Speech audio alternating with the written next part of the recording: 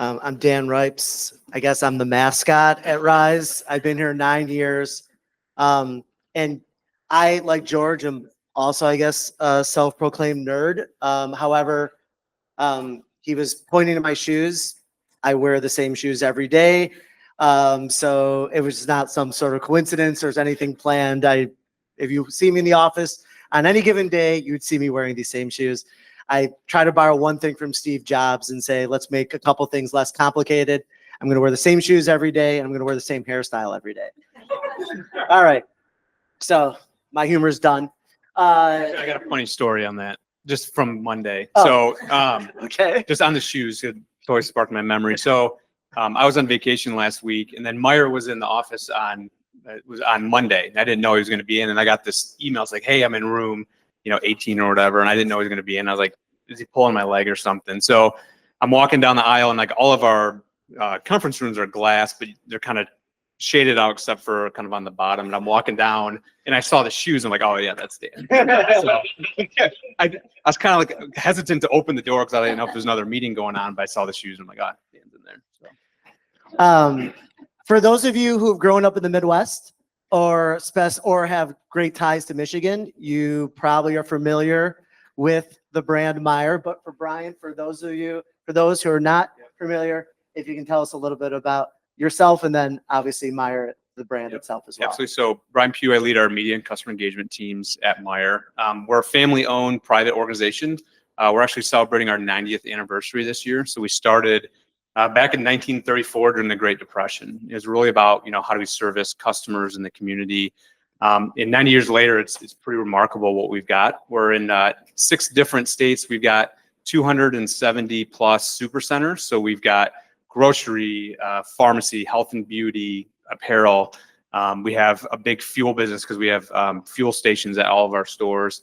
And as well as, online, we've got e-commerce with home delivery and pickup. So a very large business, very centric to the Midwest, our values in servicing our customers.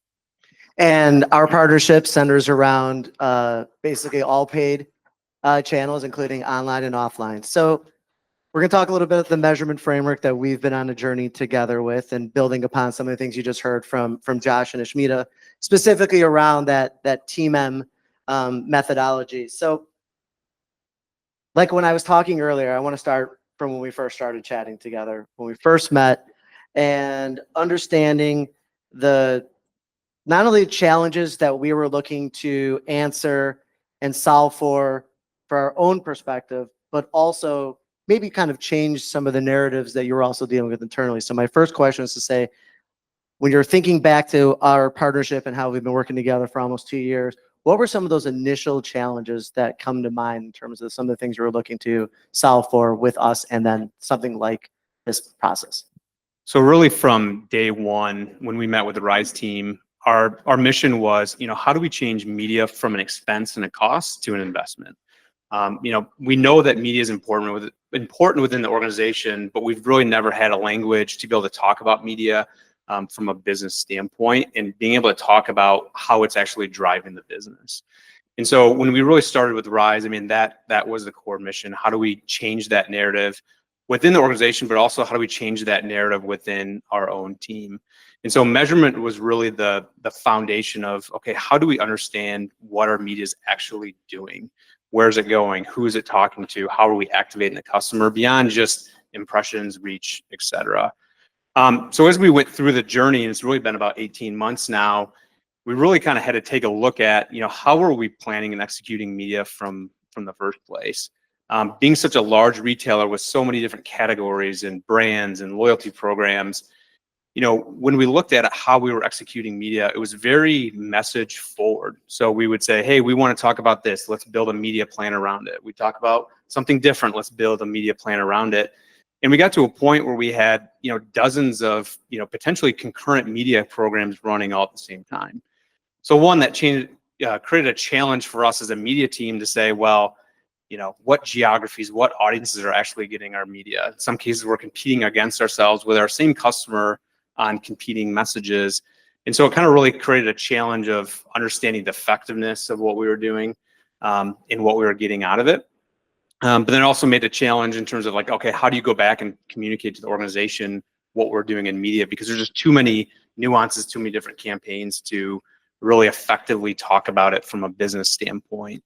So, really the first thing we realized we had to do was we have to reinvent how we're executing media in the first place. So we basically wiped the board clean and started from scratch and said, okay, irrespective of any messaging, what is the best way for us to have the right channels, the right chat tactics, the right geographies, the right audiences, and making sure that we're investing the right amount of dollars in all of those different channels, tactics, geographies, and audiences, and then find a way to then funnel in the messaging that we wanted to talk about within media, but really centered it onto like one ongoing evergreen media program.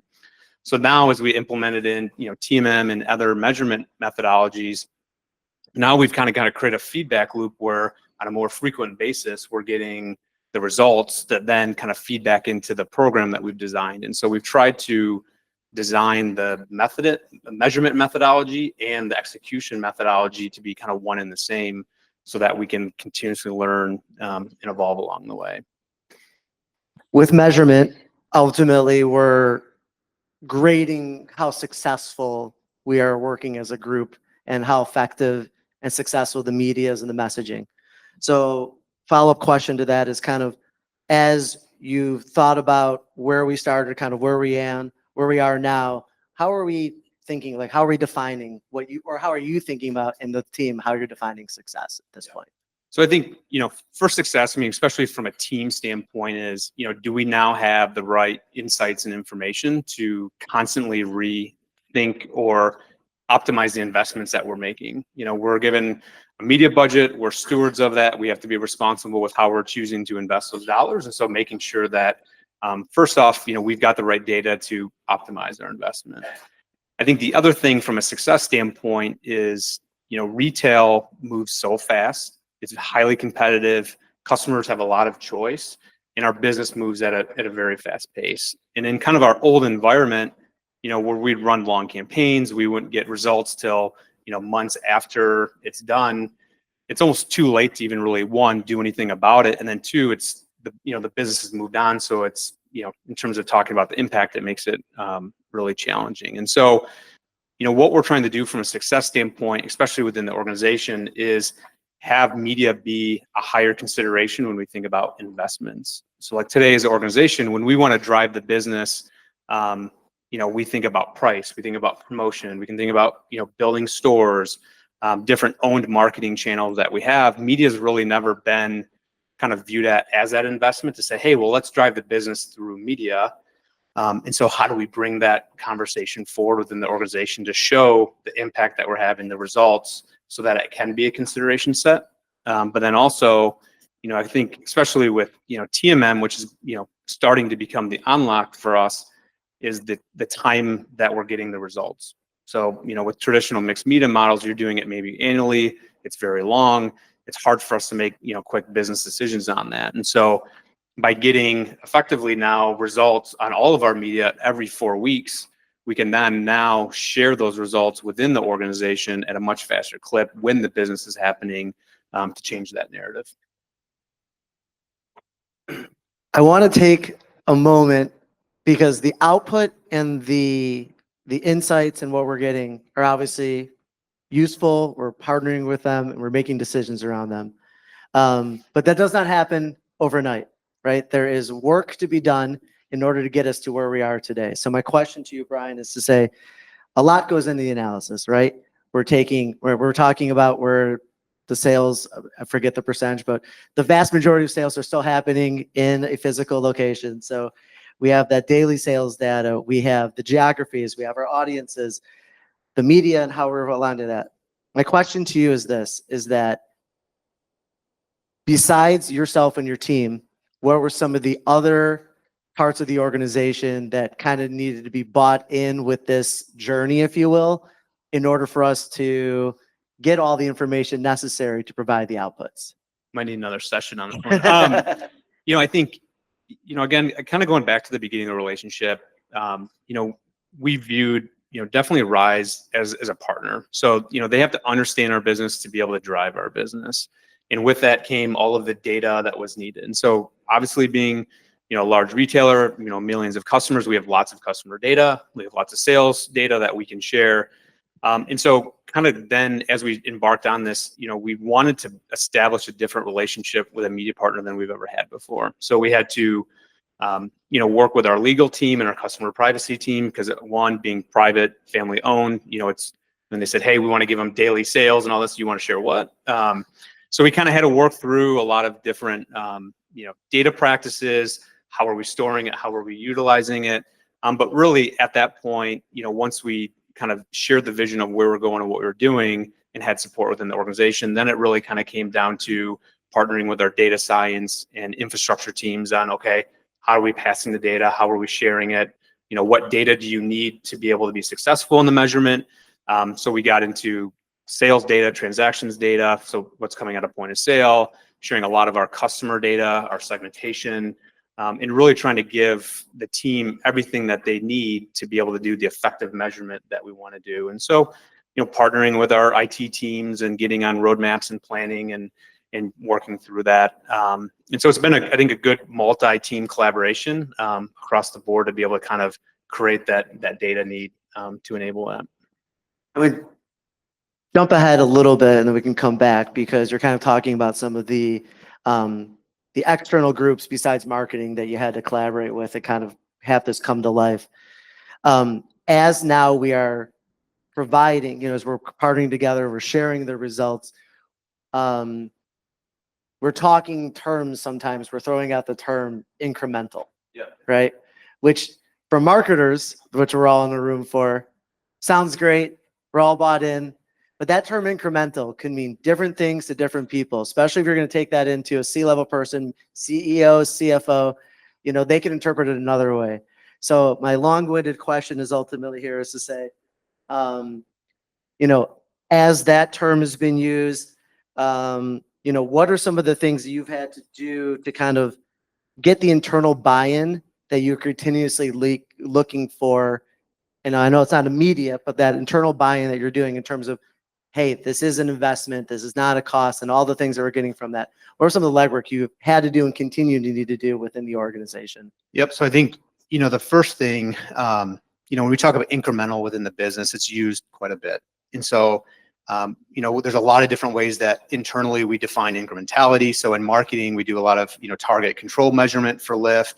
Our merchandising partners, will use different approaches in terms of baseline and lift over, when they're doing sales and promotions. And so again, kind of had to unpack that term, incrementality and, how are we defining incremental and what was that methodology? And so I think, even though we started to get, early reads of TMM, we pretty much have kept that information really kind of tight within our team to begin with.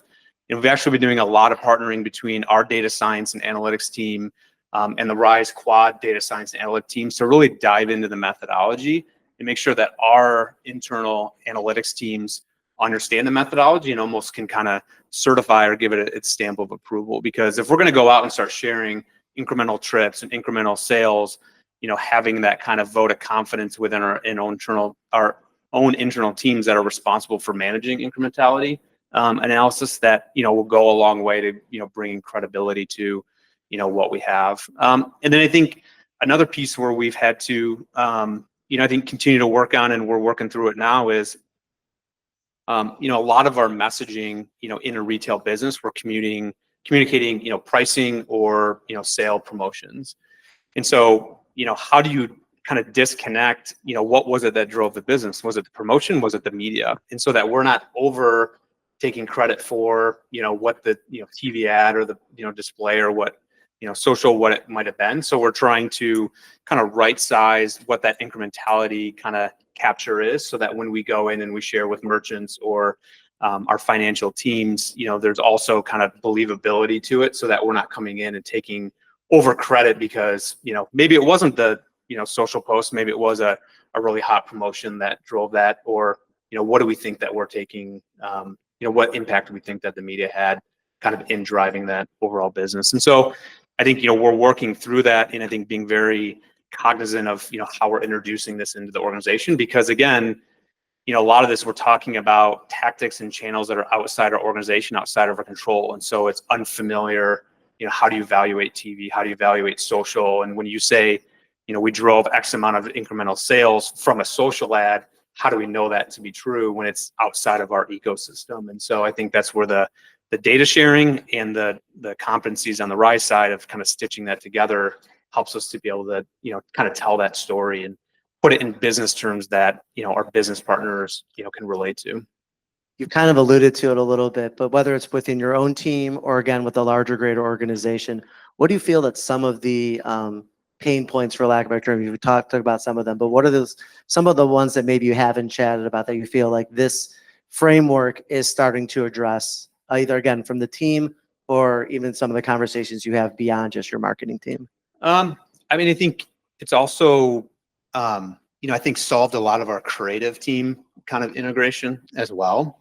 I think, a lot of times, we always have this question of like, well, what comes first, creative planning or media planning? And it's like, I think now that we have a better framework and we've got some of the measurement in place where we're now understanding kind of tactical performance, we're also then getting into understanding kind of creative performance. It's also changed the language in which we've been able to talk to our creative teams in terms of getting them feedback to say, hey, this video ad didn't perform as well as this other one. And maybe we can dive into what was the messaging, how it was framed, or the overall kind of positioning of that. So that's also changed. And then I think, too, just from a, data and analytics team standpoint, being able to dive into, the performance on this helps us understand and learn other perspectives about other forms of marketing and the activations that we're doing with our customers. And so that's been helpful. So as you talked about, we have, a handful of the analysis under our collective belts here. Similar question that what I kind of asked earlier, now that it's been exposed to you and your team, what were some of the maybe surprises or things that you were not expecting that this type of analysis and framework was sharing? Well, I think my first thought was when we saw the first TMM was the incrementality number was bigger than I thought, which is good, but also kind of scared me a little bit because I don't know if I want to go in there and share some of these numbers. But, I think, starting to see how different partners, how different channels, how different tactics are performing, I think because a lot of cases it's our first view of kind of seeing this. Either it kind of meets our preconceived notions of how well we think something is performing, or there's some other things that maybe we thought weren't performing as well, actually in reality are very, vital in that. And I think, it's not about, how do we, put all of our eggs in one basket or move all of our dollars into, one top performing tactic or channel. But I think now we're going to be in a much better position to kind of redefine our overall investment. And things that maybe aren't performing well, we can sit down with our different, media partners and have conversations with them to say, hey, now that we're comparing you against kind of all of our, partners and channels and tactics, you're not performing as well as we thought that you were.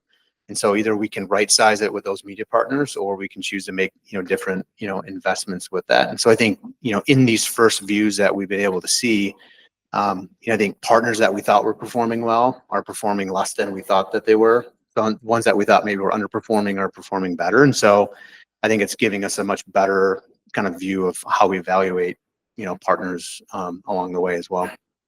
You talked about how we're starting to use it together in terms of those conversations, those honest conversations with other media partners and other activations, and if you will, an independent scorecard with regards to this against the other areas where we can invest dollars. Besides that, when you also think back to internally, and as you shared, right, maybe the initial couple of ones, I'm going to hold these close to the vest. I'm not sure I necessarily want these to go straight to the president or CEO, but when you have been sharing them, who are some of those key people, those key internal partners, in order to get them on the same vision, on the same page that you have, making sure that they're along for it? As you talk about incrementality and things like that, you kind of understand that, certainly understand where they're coming from, but kind of where those additional conversations that are important outside of just the marketing team internally that are also this is helping. So I think a lot of it is just looking through, as we want to ladder this information up, up to the highest levels within an organization, kind of working through, our analytics teams, our data science teams, some of our key partners within merchandising, our marketing leadership. Like, how do we continue to kind of seed and educate what it is that we're doing, how we're measuring it, how this has been validated, to really then kind of build that influence so that as we start socializing this in a broader standpoint, we have enough advocates within the organization that have seen and experienced, what is that we're working on, that they can say, yeah, we've seen it. We agree with this. Or, through testing that we can do as a team to say, hey, let's dial things up, dial them back to see, how the performance goes, so that we can use that as, kind of case studies or examples of where we've invested and we've got better performance. And so I think it's a combination of, building those kind of, case studies or examples that we can show where the model has helped us, but also then kind of building the advocacy within, multiple parts of the organization so that, as we share it, it's well received and understood. And ultimately, again, kind of going back to that comment of, how do we change that perception of, media being a cost, making it more of an investment, so that when we want to continue to drive and grow the business, media has equal consideration for potential growth, as we do for pricing, promo, and all the other levers that we pull to drive the business. Last question, because I think we're holding people to eat. So my last question is this. The Detroit Lions will beat the Bears every time. Caleb's a bust.